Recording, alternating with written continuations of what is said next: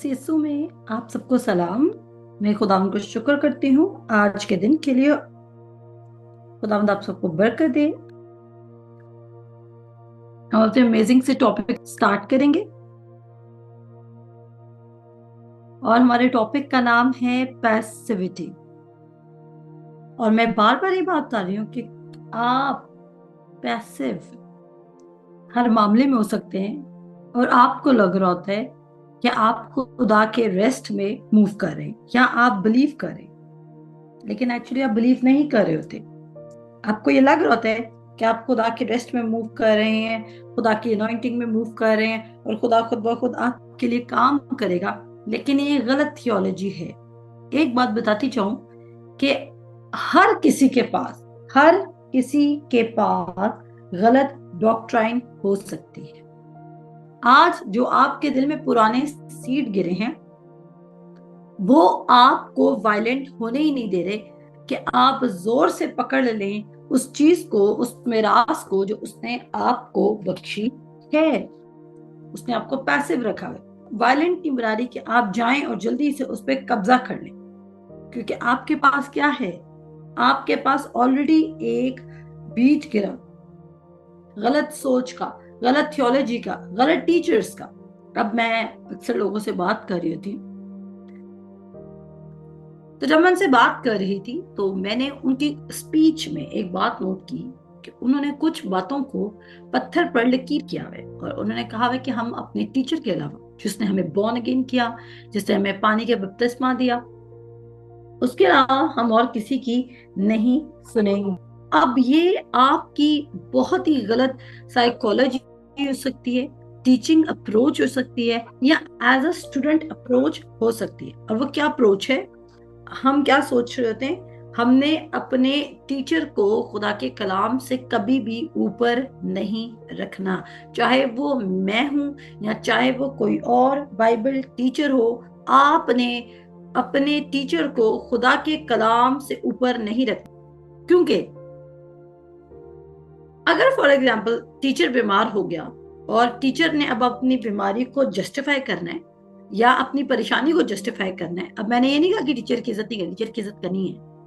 अगर टीचर ने अब अपनी तकलीफ को, अपनी बीमारी को जस्टिफाई करना है तो वो क्या करेगा? मे बी वो कहेगा, आपको कहेगा नहीं नहीं नहीं, this is the reason, that is the reason, वो इज द रीजन। बट एक बात स्टैब्लिश होनी चाहिए आपके दिल में, और वो ये है कि उसी के मार खाने से तुमने शिफा पाई। उसी के मार खाने से तुमने शिफा पाई। अब क्या यीशु मसीह के अराउंड लोग सिक नहीं थे, लेकिन उसका हार्ट एस्टैब्लिश था इस बात पे कि उसी के मार खाने से हमने शिफा पाई। अब मेरे साथ निकाले पहला पतरस उसका 5 बाब। एक एग्जाम्पल देती हूँ आप लोगों को, एक सिनेरियो आप लोगों को देती हूँ। फॉर एग्जाम्पल, आपको कोई अपने घर इनवाइट करता है और जब वो शख्स आपको अपने घर इनवाइट करता है तो आप उसके घर पहुंच जाते हैं फलाने दिन पर, जो उसने आपको कहा था, जिस तरह उसने आपको कहा था, आप उसी डेट और टाइम पे उनके घर पहुंच जाते हैं। लेकिन जब आप उनके घर पहुंचे तो आपको पता चलता है कि उन्होंने आपको टाइम तो दे दिया, लेकिन वो घर पर मौजूद नहीं थे। अब नेक्स्ट वीक वो आपको फिर इन्वाइट करते हैं। तो आप मुझे बताएं, जब नेक्स्ट वीक वो आपको इन्वाइट करेंगे तो आप सबसे पहला काम उनके घर जाने से पहले क्या करेंगे? जी, उनके घर जाने से पहले आप सबसे पहला काम क्या करेंगे? हम कॉल पर पता करेंगे कि क्या वो अवेलेबल है भी कि नहीं है। मैं चाहती हूं कि यही एटीट्यूड आपका बन जाए। जब आप किसी भी टीचर को सुन रहे हैं, बाइबल टीचर को, किसी भी उस्ताद को सुन रहे हैं, तो आप एक बार होली स्पिरिट से कंफर्म जरूर कर लें। ऐसे नहीं बने कि जो सुनते जा रहे हैं सुनते जा रहे हैं और ये नहीं चेक कर रहे कि जो आप सुन रहे हैं क्या वो बाइबल के साथ मैच कर रहा है। मैं बहुत बोल्डली ये बात कहती हूँ कि जब मैं भी प्रीच कर रही होती हूँ तो मैं आपके साथ जरूर हवाले खुलवाती हूँ। मुझे अपने अराउंड कोई अपने मुरीद नहीं चाहिए, राइट? मुझे बिलीवर्स ऑफ क्राइस्ट चाहिए जिनके अंदर खुदा का कलाम दिल में बैठ जाए, वो खुदा को ऑनर करते। मैं मान रखती हूँ कि जो कोई खुदा की वर्ड को और खुदा की विजडम को खुदा के कलाम में से अंडरस्टैंड कर लेगा, वो मुझे बखूबी अंडरस्टैंड कर लेगा, और मुझे उसको बताना नहीं पड़ेगा कि मेरी उसकी जिंदगी में क्या वैल्यू या प्लेस है, यहाँ उसने मुझे रिस्पेक्ट देनी है नहीं देनी, या उसने मेरा कहा मानना है या नहीं मानना। जो शख्स वर्ड को पहचान लेता है वो ये बात जानता होता है कि जो वर्ड उसको सिखा रहा है उसकी क्या रिस्पेक्ट और वैल्यू है। सो वैल्यू और रिस्पेक्ट ये एक बहुत सेपरेट टॉपिक है। पॉइंट यहाँ पर है, क्या हम किसी की वैल्यू और रिस्पेक्ट को खुदा के कलाम से ऊपर तो नहीं रख रहे? अगर हमारा कोई पुराना पास्टर टीचर था जिसने हमें बॉर्न अगेन किया, जिसने हमें पानी का बपतिस्मा दिया, क्या हम उसी की टीचिंग को अभी तक पकड़े तो नहीं बैठे हैं? क्या हम डरते तो नहीं है कि कहीं हम उसको गलत कह देंगे तो हमारे पर गुनाह चढ़ जाएगा? हरगिज नहीं। मैं ये नहीं कहती आप जाएं और पब्लिकली ब्लंट बन जाएं और लोगों को शट करने लग जाएं और पास्टर्स को करेक्ट करने लग जाएं और उनके चर्च में उनकी कांग्रीगेशन के सामने उनको डी वैल्यू या डिग्रेड या उनकी करेक्शन करते रहें। लेकिन मैं ये जरूर चाहती हूँ कि आप एक काम कर सकते हैं, अगर वो आपके सामने ये वर्स रखते हैं कि खुदा ने ये किया, तो आपके पास हमेशा कोई ऑल्टरनेटिंग वर्ड्स होनी चाहिए जो आप उनके सामने पेश कर सकें।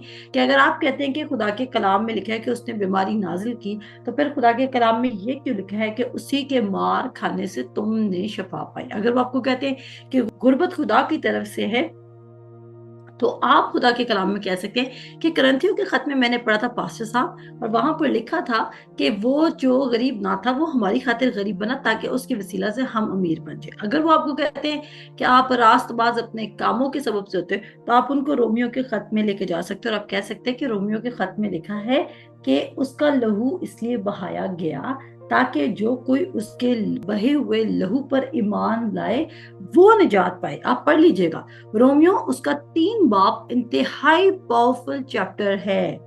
रोमियो का 3 बाब, रोमियो का 4 बाब, 5 बाब और 6 बाब एक्सट्रीमली पावरफुल है, और इतनी क्लियर स्टेटमेंट्स लिखी हैं जहां पर वो आपके हर तरह के काम को नो कह रहा है, और वो कंप्लीट ग्लोरिफिकेशन, कंप्लीट जलाल जो है वो सिर्फ खुदा यीशु मसीह को दे रहा है कि सिर्फ उस पर ईमान रखने से तू रास्तबाज हो गया है, तेरे अपने काम नहीं। क्योंकि वो कहता है कि सबने गुनाह किया। वो कह रहा है जितने फॉलो भी करे शरीयत को वो वैसे ही फेल हो रहे क्योंकि सब ने गुनाह किया। आप में से कोई ये नहीं मुझे कह सकता, या इवन मैं आपको नहीं कह सकती कि खुदा मुझे इसलिए पसंद करता है because I am doing ministry. इसकी एक अपनी बरकत जरूर है, बट खुदा मुझे इसलिए प्यार नहीं करता कि मैं मिनिस्ट्री करती हूँ। खुदा मुझे इसलिए प्यार नहीं करता क्योंकि मैं लोगों को कलाम सुनाती हूँ। खुदा मुझे इसलिए प्यार नहीं करता कि मैं सीड सोइंग करती हूँ। खुदा मुझे इसलिए प्यार नहीं करता क्योंकि मैं क्रिश्चियन घराने में पैदा हूँ। खुदा मुझे इसलिए प्यार करता है क्योंकि मैंने उसके बेटे खुदावंद यीशु मसीह पर ईमान रखा है। पहला पतरस उसके 5 बाब में लिखा है,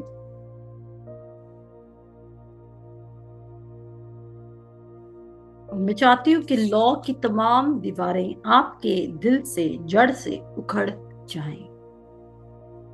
अगर आप खुदा के पास इसलिए जा रहे हैं क्योंकि आपको लगता है कि जितनी ज्यादा आप उसकी खिदमत करेंगे उतने ज्यादा आप उसके फेवरेट बनते जाएंगे, तो मेरे अजीजों जब आप उसकी खिदमत नहीं करेंगे आपका दिल बहुत परेशान हो जाएगा, बहुत ज्यादा। पहला पतरस उसका 5 बाब, और यहाँ पर लिखा है,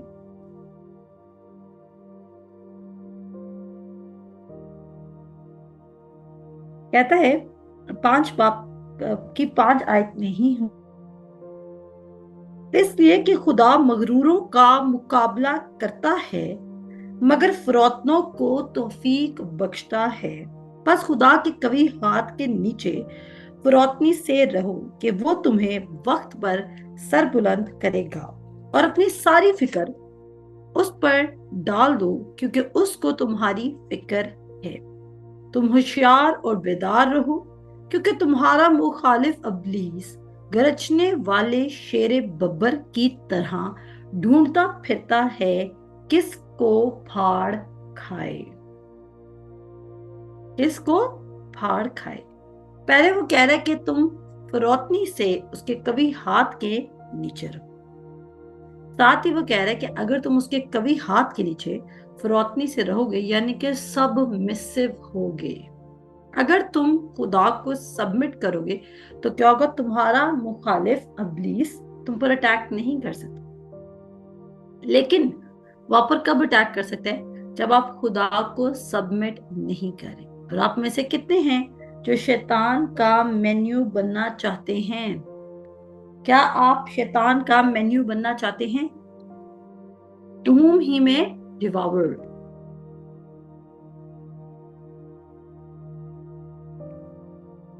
कोई भी शैतान का खाना नहीं बनना चाहता।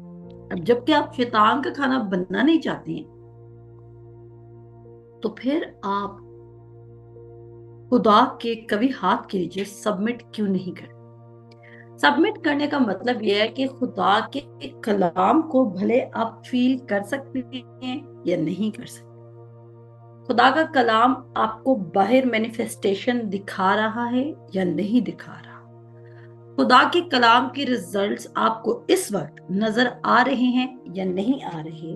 लेकिन आपने ये डिसाइड कर लिया और ये डिसीजन ले ली है कि जैसा खुदा के कलाम में लिखा है, मैं उससे ऊपर अपनी थॉट को जाने नहीं दूंगा, और खुदा के ख्याल से ऊपर मैं किसी ख्याल को अपनी जिंदगी में काम करने नहीं दूंगा। हम समझते हैं शैतान हमारे पीछे पड़ा हुआ है, एज इफ कि शैतान हमारी जिंदगी में, शैतान आपके पीछे जरूर पड़ा है, लेकिन उसको एक ही चीज है जो आपकी जिंदगी में काम करने दे सकती है, वो आपका पैसिव बिहेवियर है। वो आपका कौन सा बिहेवियर है?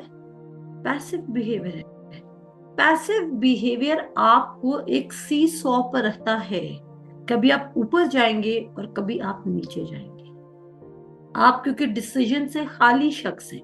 जब हम कल एक हवाला पढ़ रहे थे, कल मैंने आपको यसाया उसके 55 बाब में बताया था, वहां पर लिखा है कि तुम्हारे ख्याल मेरे ख्याल नहीं, तुम्हारे इरादे मेरे इरादे नहीं। तुम्हारे और मेरे ख्यालों में कितना फर्क है, जैसे आसमान जमीन से बुलंद है। फिर उसने बोला कि मेरे जो कलाम है वो मुयस्सर है। वो ऐसे असर दिखाता है कि जब बारिश या बर्फ जमीन पर पड़ती है तो वो जमीन को सैराब करती है और शादाब करती है, और वो अपना असर दिखाए बगैर वापस नहीं लौट। कहते हैं मेरा कलाम भी ऐसा ही तुम्हारी जिंदगी में होगा कि जिस मकसद के लिए भेजा जाएगा वो मकसद पूरा करके लाएगा। क्या मैं ये बात नहीं जानती कि ये बैटल कितनी स्ट्रांग है, जहां पर हमारे अराउंड बहुत सारे बिदती लोग, बहुत सारे रॉन्ग डॉक्ट्रिन के लोग और बड़े सारे ऐसे प्रीचर्स खड़े हो चुके हैं जो आखिर जमाना के ऊपर ज्यादा प्रीच करें, बजाय कि वो ये प्रीच करें कि खुदावंद यीशु मसीह ने आपके लिए क्या किया। लोग समझते हैं कि हम खुदा की बादशाहत में लोगों को आखिर जमाना का डर दिला कर लेकर आ सकते हैं। मेरा ये सवाल है, अगर आप लोगों को आखिरी जमाना का या एंड टाइम्स का डर डाल के अगर आप उनको ले भी आएंगे, ठीक है, तो वो बॉर्न अगेन हो जाएंगे, लेकिन उसके बाद उनकी जिंदगी का क्या है? शैतान के हाथों से वो मुसलसल जुल्म उठाते रहेंगे, और उनमें से मेजॉरिटी जो है वो पूरे तरीके से फुली परसुएटेड भी नहीं हुए होंगे कि उन्होंने खुदा पर ईमान रखना है।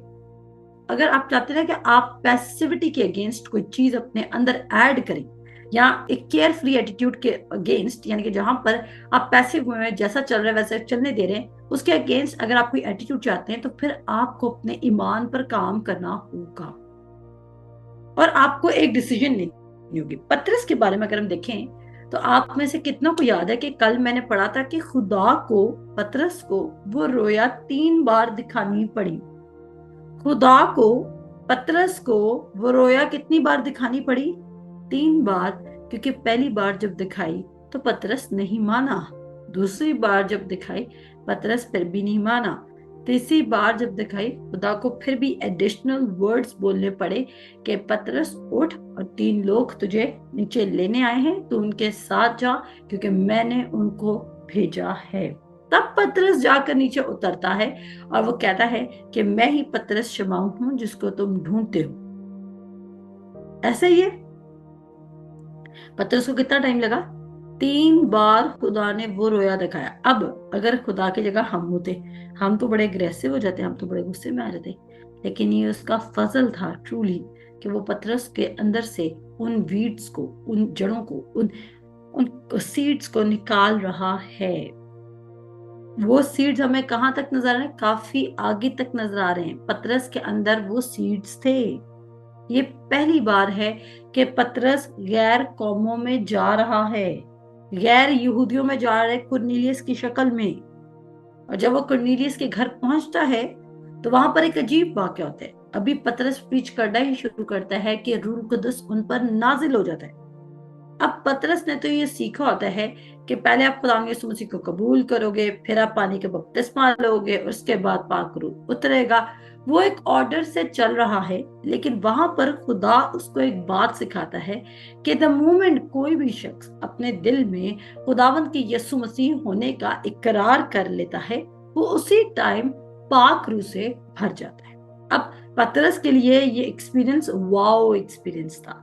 जिस कदर ये कुरनेलियस और उसके घराने और उसके सिपाहियों के लिए और उसके नौकर चाकरों के लिए एक वाव मूवमेंट था, उसी तरह ये पतरस के लिए भी एक वाव मूवमेंट था। और पतरस के तमाम डाउट्स वहां पर खत्म हो जाते हैं कि पहले हमें शरीयत को फॉलो करना है, तब जाकर खुदा हमें पाक रूह दे सकता है। पतरस क्यों हैरान हो रहा है? पतरस इसलिए हैरान हो रहा है क्योंकि पतरस को भी लगता था कि पहले यहूदी होना जरूरी है। इसका एविडेंस कहाँ मिलेगा आपको? गलतियों के दूसरे खत में। आज हम उसको भी चेकआउट करेंगे। ये जो सोच है ये बड़ी आजादाना सोच है और बड़ा आप रिलीफ और रिलैक्स फील करेंगे। आप सच में अच्छा फील करेंगे, शादमान फील करेंगे जब आपको पता चलेगा कि खुदावंद यीशु मसीह ने कोई कोई एक थॉट भी नहीं है जो आप जिसको बोले। देखें शैतान क्या करता है? शैतान हमें सिम्टम्स देता है। जब हमें दोबारा सिम्टम्स मिलते हैं तो हम कहते हैं शायद ये हमारे में कोई कमी है, शायद हमारी कोई गलती है। और आज अगर आप बीमार हैं, आपको नजला, खांसी और जुकाम लगा हुआ है सर्दी की वजह से या मौसम की तब्दीली की वजह से, आपको ये लगता है कि आपकी कोई गलती है इसमें, तो मैं आपको बताना चाहती हूँ आपकी गलती सिर्फ ये है कि शैतान ने आपको सोच दी और आपने उस सोच को कबूल कर लिया। उसने क्या सोच दी आपको? कि क्योंकि मौसम तब्दील हो रहा है तो तुम उसके शिकंजे में आओगे। उसने आपको सोच दी कि अब आपको सिम्टम्स दिखाता है और वो आपको हमेशा, शैतान आपको कभी भी कंप्लीट या होल फील करने नहीं देगा, क्योंकि उसको पता है कि अगर आपके पास यही मुकाशवा आ गया कि आप यीशु मसीह में कंप्लीट हैं, अगर आपको ये पता चल गया कि आप खुदा यीशु मसीह में होल हैं, कंप्लीट हैं, उसी मोमेंट आप शैतान को काम करने नहीं देंगे। वो क्यों ऐसा करेगा? वो हरगिज ऐसा नहीं करेगा, इसलिए वो हर मुमकिन कोशिश करता है कि आपको इस सोच से निकाले कि यू स्टिल नीड समथिंग, आपको कुछ ना कुछ जरूरी है। आगे चलते। अब वो कह रहा है अपनी सारी फिक्र उस पर डाल दे क्योंकि उसको तेरी फिक्र है। द मोमेंट आप अपनी फिक्र खुद करना शुरू करें, आप एनिमी को प्लेस दे रहे हैं। आदम और हवा ने सेम गलती की। खुदा ने सब कुछ दिया हुआ, कोई कंपटीशन नहीं है उनका। ये होता ना कि कुछ इंसान ज्यादा वाइज होते उनके सामने और कुछ इंसान उनके सामने लेस वाइज होते, तो वो कहते हैं अच्छा कुछ इंसानों ने ये वाला फल खाया तभी वाइज हैं और कुछ इंसानों ने ये वाला फल नहीं खाया इसलिए वाइज नहीं है। लेकिन उसने, आदम और हवा ने क्या किया? आदम और हवा ने इस झूठ को एक्सेप्ट कर लिया।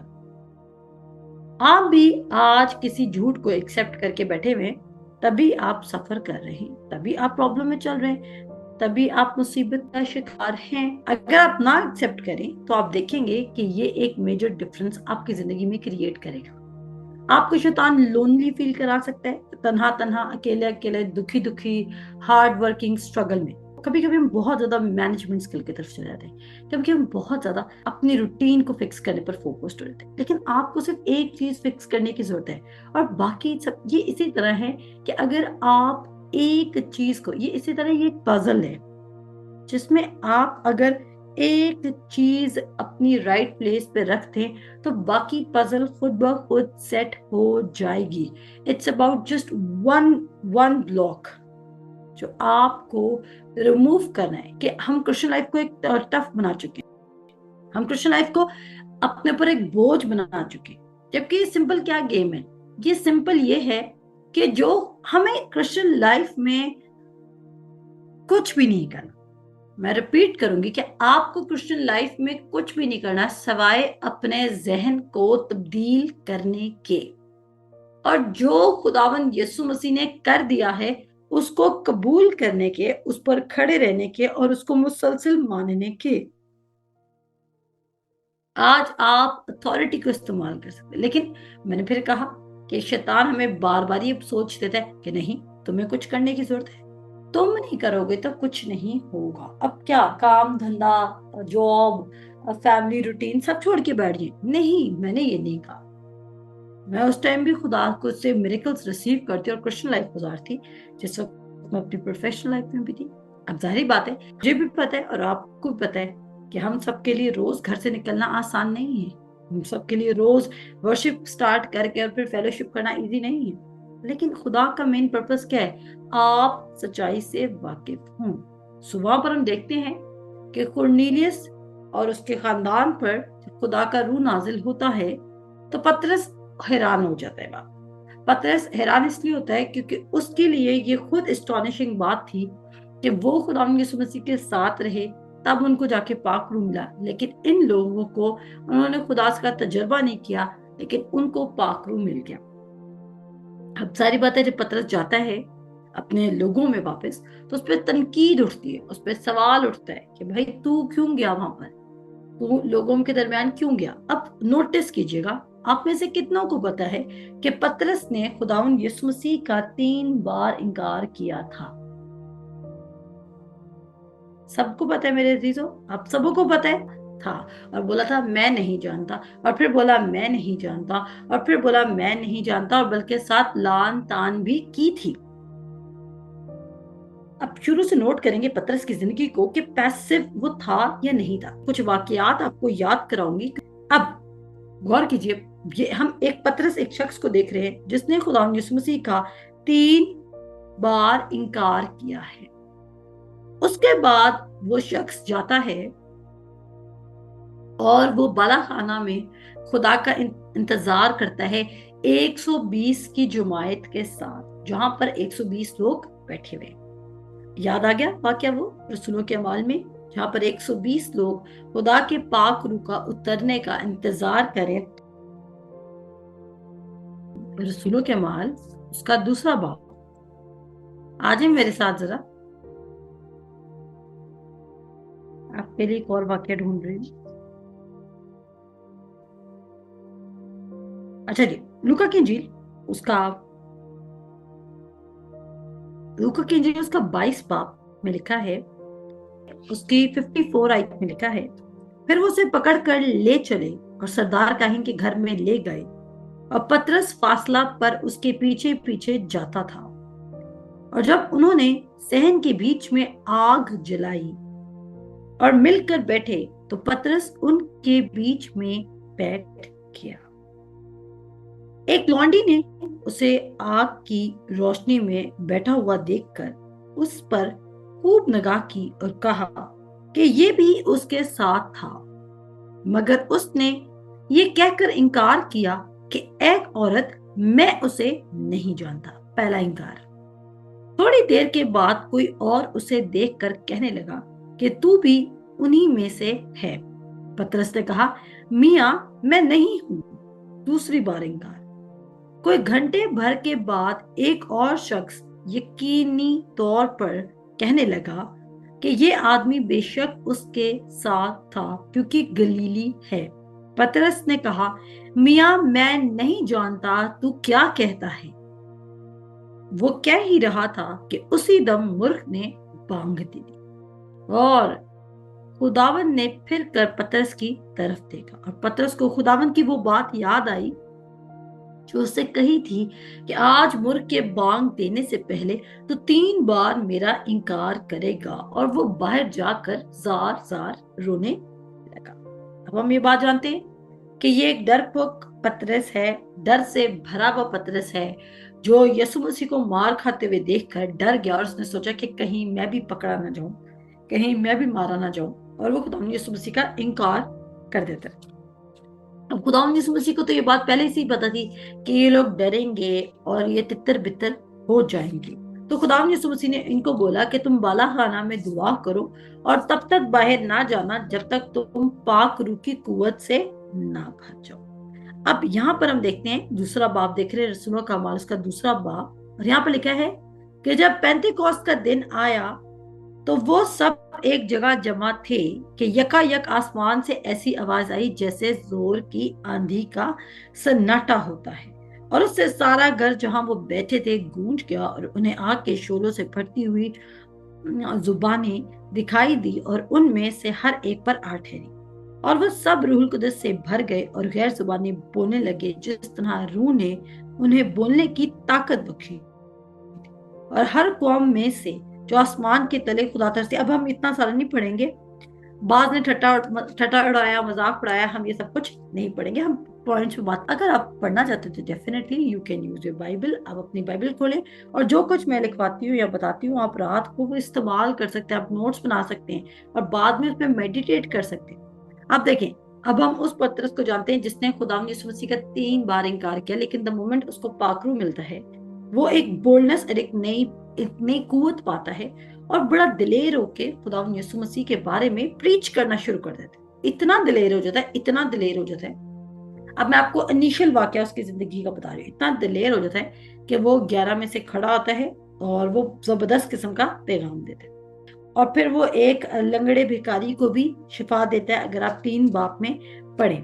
अब मैं आपको सारे वाकयात नहीं पढ़ा रही, लेकिन बस मैं आपको कुछ पॉइंट्स बता रही हूँ कि चैप्टर नंबर 2 में पतरस, वही पतरस जो खुदा का 3 बार इनकार कर चुका है, चैप्टर नंबर 2 में वो शख्स दिलेरी के साथ खुदा के कलाम के और खुदावंद यीशु मसीह की गवाही देने के लिए खड़ा हो चुका है। और एक ही दिन में पतरस ने उनसे कहा, तौबा करो और तुम में से हर एक अपने गुनाहों की माफी के लिए यीशु मसीह के नाम पर बपतिस्मा ले तो तुम रूह कुदस नाम में पाओगे, इसलिए कि ये वादा तुम और तुम्हारी औलाद और उन सब दूर के लोगों से भी जिनको खुदा हमारे खुदा ने अपने पास बुलाएगा। और उसने बहुत सी बातें जता जता कर उन्हें ये नसीहत की कि ये अपने आप को इस टेढ़ी कौम से बचाओ। बस जिन लोगों ने, सुनिएगा, मैं दूसरे बाप की 41 आयत में हूँ, बस जिन लोगों ने उसका कलाम कबूल किया उन्होंने बपतिस्मा लिया और उसी रोज 3000 आदमी के करीब उनमें मिल गए और ये रसूलों से तालीम पाने और रफाकत रखने में और रोटी तोड़ने और दुआ करने में मशगूल रहे। पतरस ने प्रीच किया, इतना धमाकेदार मैसेज प्रीच किया कि 3000 लोग उसी टाइम उसकी कलीसिया में शामिल हो गए। आगे चलते हैं। उसके बाद यही पतरस एक लंगड़े भिखारी को शिफा देता है। जब वो लंगड़ा भिखारी चलने लग जाता है तो वहां पर हैकल में एक हलचल मच जाती है, और वो हलचल ये क्या होती है कि वो लंगड़ा भिखारी कहता है कि मुझे तो यीशु मसीह के नाम से चलाया गया है। हम यहाँ पर देख चुके हैं कि पतरस ने 3000 लोगों को कलाम प्रीच किया, उसके बाद एक भिखारी को ठीक किया। अब जब वो भिखारी को ठीक करता है तो वो लोग हैकल में पतरस को बुलाते हैं। फिर क्या होता है कि पतरस को डांटा जाता है, उसको धमकी दी जाती है कि तूने यीशु मसीह के नाम से प्रीच नहीं करना। जब उसको धमकी दी जाती है, उसको डराया जाता है, उसको धमकाया जाता है, उसको कहा जाता है कि तूने यीशु मसीह के नाम से प्रीच नहीं करना, तो वो क्या करता है? वो कहता है क्या वाजिब है मुझे, तुम्हारी बात मानू या खुदा की बात मानू। अब मैं आपको वर्ड्स बताती हूँ ताकि आप सब पढ़ सकें। रसूलों के अमाल उसका 4 बाब और उसकी 18 आयत से मैं पढ़ूंगी और आप सब भी मेरे साथ देख सकते हैं। अब मैं आपको बताऊंगी, जब मैं ये पढ़ा दूंगी ना वाकयात आपको, फिर मैं आपको रिलेट करूंगी चीज के मैं मैसेज क्या देना चाह रही हूँ।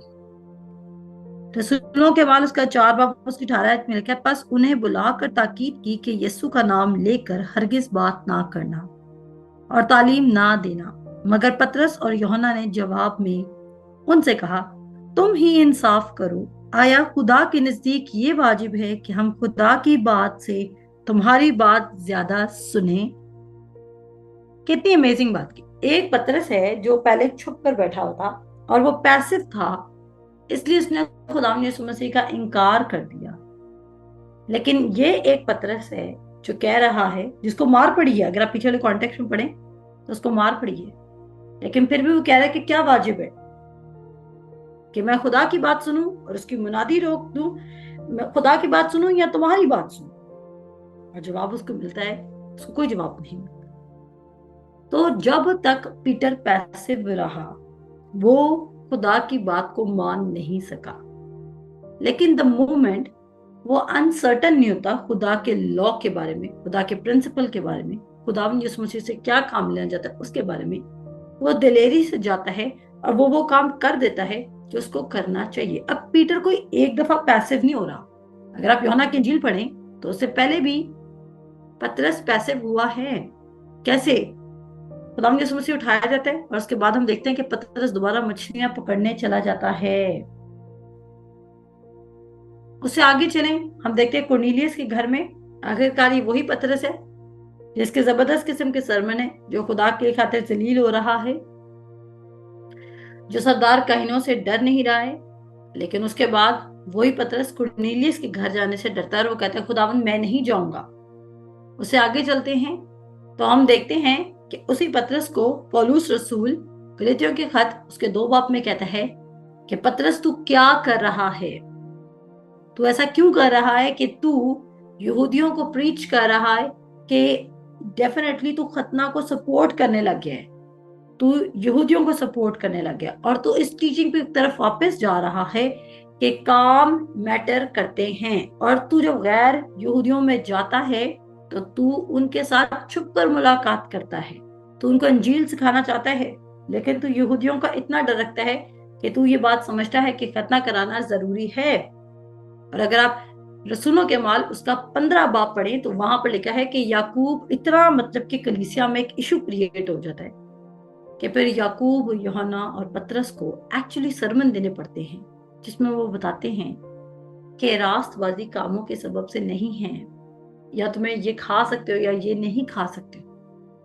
अब आप देख रहे हैं कि पतरस जहां जहां पैसिव हुआ वहां वहां शैतान ने उसकी जिंदगी में काम कर लिया और बड़ी जल्दी से उसको आकर फूल बना दिया। और वो फूल बन भी जाता था। ऐसी बात नहीं कि वो फूल बनता नहीं था, वो फूल बन जाया करता था। फूल इन अ सेंस कि वो दोबारा से, क्योंकि पुरानी टीचिंग पतरस के दिल में बैठी थी। अब मेरा ये आपसे सवाल है कि पतरस के पास खुदा की शरीयत की ज्यादा इंफॉर्मेशन थी या पौलुस रसूल के पास? लिख के बताइएगा।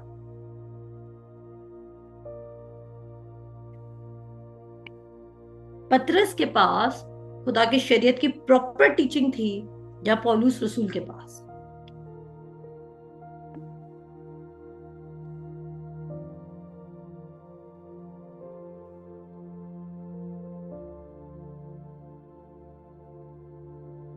अच्छा जी, किसके पास थी? पौलुस रसूल शरीयत का स्टूडेंट था और गमलीएल उसका उस्ताद था। लेकिन एक शख्स है जिसने यीशु मसीह को फिजिकली कभी नहीं देखा, वो यीशु मसीह का डायरेक्ट फिजिकल बॉडी में स्टूडेंट नहीं रहा, लेकिन जब वो खुदावंद यीशु मसीह से वाकिफ होता है तो हम उसको दोबारा शरीयत में गिरता हुआ नहीं देख रहे। लेकिन पतरस दोबारा शरीयत में गिर रहा है। इसका मतलब यह है कि शरीयत के जो बीज पतरस के दिल में गिरे थे, पतरस ने उनको कंप्लीटली वाइप आउट नहीं किया था। पतरस ने उनको जड़ से उखेड़ा नहीं था। जबकि पौलुस रसूल ने, जब वो खुदावंद यीशु मसीह से वाकिफ हुआ तो उसने दोबारा लॉ को अपनी जिंदगी में काम नहीं करने दिया और उसने उस लॉ की टीचिंग को जड़ से उखेड़ दिया, अपरूट कर दिया था। कितनों को ये पॉइंट समझ आया है कि पतरस पैसिव है, तभी बार बार उसकी टीचिंग को करेक्ट करना पड़ रहा है, लेकिन पौलुस रसूल की ये करेक्शन नहीं हो रही। कितनों को ये बात समझ आई है? और देखें, 2/3 ऑफ द गॉस्पेल जो लिखा गया है वो किसने लिखा है?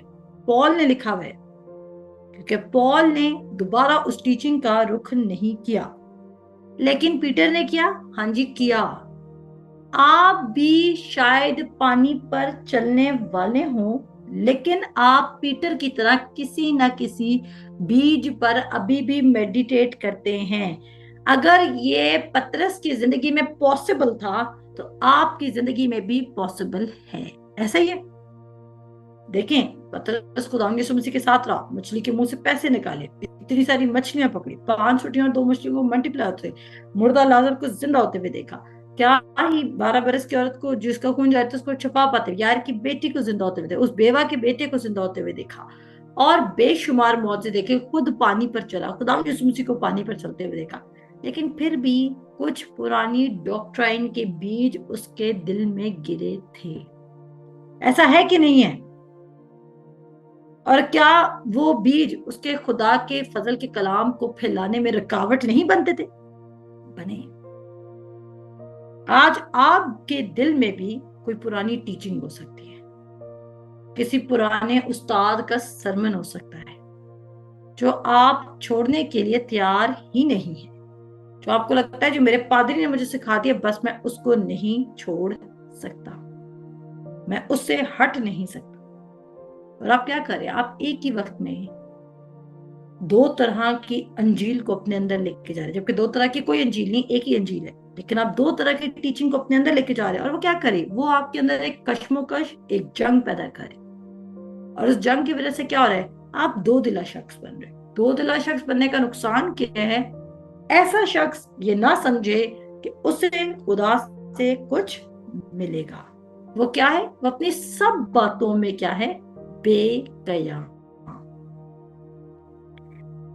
मैं बहुत कॉन्शियस हूँ इस चीज के लिए कि मैं किसको सुन रही हूँ, क्योंकि मैंने बहुत सारे ऐसे प्रीचर्स को देखा है कि वो 10 पॉइंट्स फजल के बोलेंगे, लेकिन 2 पॉइंट्स वो दोबारा आपको लॉ में ले जाएंगे, 7 स्टेप्स करके वो आपको पेश कर देंगे, और आपको लगेगा अगर आप ये 7 काम करेंगे तो खुदा आपको एक्सेप्ट करेगा, ये 10 काम आप करेंगे तो खुदा आपको एक्सेप्ट करेगा, अगर आप बाइबल पढ़ेंगे तो खुदा आपको कबूल करना शुरू करेगा। बाइबल रीडिंग को भी इस तरह पोर्ट्रेट कर दिया गया, हर चीज को इस तरह पेश कर दिया गया। जबकि मैं ये मान रखती हूँ, जबकि खुदा का कलाम ये कहता है कि हम बाइबल इसलिए नहीं पढ़े क्योंकि हम राइट और रॉन्ग हो जाएंगे, नहीं, हम तो बाइबल इसलिए पढ़े कि हमें पता चले कि खुदा के कलाम की सच्चाई क्या है, और वो इतनी इनफ लाइट हम अपने अंदर दे रहे हैं कि डार्कनेस के जो भी ट्रेसेस हैं, तारीकी के जो भी बंधन हैं, वो हमारे अंदर से इरेडिकेट हो जाए, रिमूव हो जाए। अगर आप एक कमरे से तारीकी खत्म करना चाहते हैं तो आप मजीद लाइट देते जाएंगे, क्योंकि तारीकी को खत्म करने का एक ही तरीका है, इनफ लाइट। Enough light. आज कितना लाइट को, कितना वर्ड को आप अपने अंदर लेके जा रहे हो, कितना स्ट्रॉन्ग ये डिसीजन ले रहे हैं आप कि आप खुदा के कलाम पर खड़े होंगे और आप खुदा के कलाम से बाहर नहीं जाएंगे। शैतान आपको बार बार याद कराएगा कि तेरे अंदर कोई मसला है, अगर तू ये वाली आदत बदल लेना। मैंने कहा ना, चर्च में जब लोग आते हैं, बच्चे आते हैं, बच्चे बच्चे आते हैं, जवान बच्चे बच्चे आते हैं, सबसे पहली चीज जो उनको टारगेट की जाती है वो ये की जाती है कि आप शायद नशों में हैं, आप शायद उल्टी कंपनी में बैठ रहे हैं, आप शायद ये करें, आप ये करें, इस वजह से आप ऐसे हैं। शैतान अपने ऊपर कसूर लाना ही नहीं चाहता कि मेरी वजह से ये ऐसे हैं।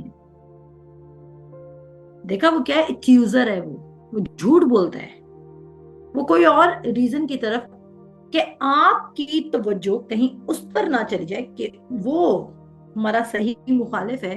वो क्या करता है, आपकी तवज्जो आपकी वालदा पे कर देगा, आपकी तवज्जो आपके स्पाउस पे कर देगा, आपकी तवज्जो आपके बॉस पे कर देगा, आपकी तवज्जो आपकी सेहत पे कर देगा, आपकी तवज्जो आपके बैड रिलेशनशिप के एक्सपीरियंस पे कर देगा, आपकी तवज्जो आपके पुराने वर्किंग एक्सपीरियंस पे कर देगा, आपकी सैलरी पे कर देगा, आपके सर्टिफिकेट्स पे कर देगा, आपकी एजुकेशन पे कर देगा, या किसी भी चीज पर कर देगा जहां पर आप क्या सोचेंगे कि मैं इनकम्प्लीट हूं और इनसफिशिएंट हूं और मुझे कुछ और करने की जरूरत है to get the success, to be successful. जबकि ये क्या है, ये झूठ है। वो यीशु मसीह से आपका फोकस उठाना चाहता है। वो चाहता नहीं है कि आप अपनी जिंदगी में ये देखना शुरू कर दें कि यीशु मसीह कंप्लीट सक्सेस है, और अगर मैं यीशु मसीह को कंप्लीटली सबमिट कर देता हूं तो मैं कंप्लीट सक्सेस में मूव कर रहा हूं, और क्योंकि मैं वो दरख्त जो पानी के पास लगाया जाऊंगा तो मैं अपने वक्त पर फलूंगा। वो ये नहीं चाहता। अपने आप से सवाल क्या करें कि कौन सा ऐसा दिन था जब आप अपने कामों के सबब से बचाए गए, जब आपके कामों के सबब से खुदा यीशु मसीह ने कहा जबरदस्त बेटा, जबरदस्त। और जो कुछ आज हमने पुरानी टीचिंग से सीखा हुआ है वो हमारे दिल पर, जैसे कहते हैं, इंग्रेव्ड हुआ है, पत्थर पर लिखा हुआ है, और उसको मिटाना होगा। तो आज जब पत्थर पर कुछ, हम कहते हैं ना, इसको पत्थर पर लकीर कर लो, इसका मतलब है कि अब ये चीज मिटाई नहीं जा सकती। लेकिन आपके लिए खुशखबरी ये है कि शैतान के झूठ चाहे पत्थर पर लकीर क्यों ना हो, वो मिटाए जा सकते हैं, क्योंकि खुदा के कलाम की जो सच्चाई है वो सुपर नेचुरली आपके दिल को तब्दील कर सकती है। आमीन। मैंने क्या कहा? खुदा के कलाम की सच्चाई सुपर नेचुरली आपके दिल को तब्दील कर सकती, और उस झूठ को जो शैतान ने आपके दिल पर लिखा था वो हटा सकते। लेकिन इसके लिए क्या करना पड़ेगा? खुदा का कलाम पढ़ना होगा। और आप कब इग्नोरेंट होंगे? जब आप अनसर्टन होंगे। अगर आप अनसर्टन एक सिचुएशन के बारे में, तो आप इग्नोर कर जाएंगे चीजों को, आप इग्नोर कर देंगे बीमारी को। मैं अपने घर में बीमारी टिकने भी नहीं देती, मैं अपने घर में बीमारी नहीं आने देती।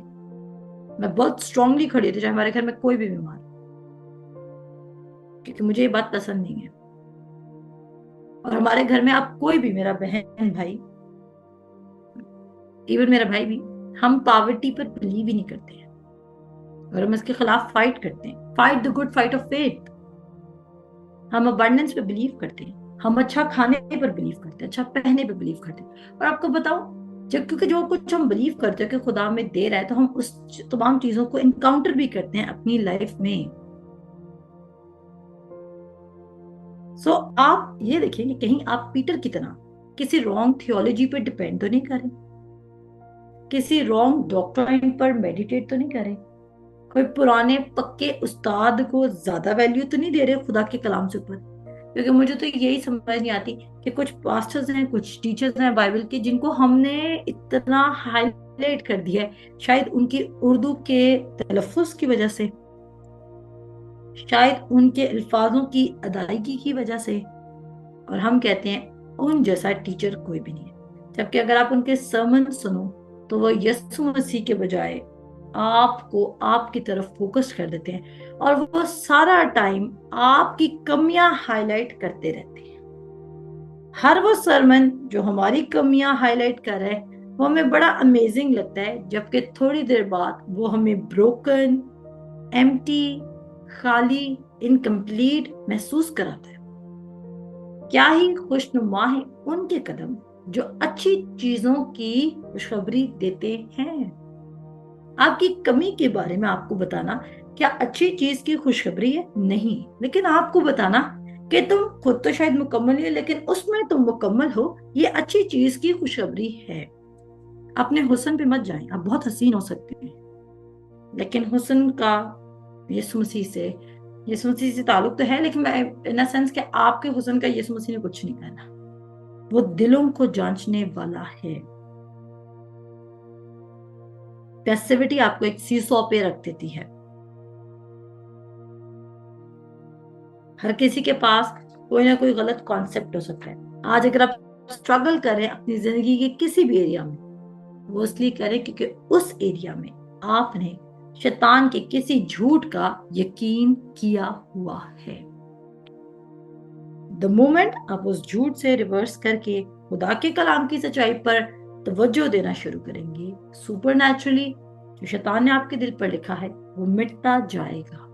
और जिस कदर झूठ आपके अंदर से निकलता जाएगा, उस कदर आप फलते और फूलते और रिप्लेनिश करते जाएंगे। और सच में हकीकत बताना चाहती हूँ आपको, ये एक एफर्टलेस चेंज है। So stay excited.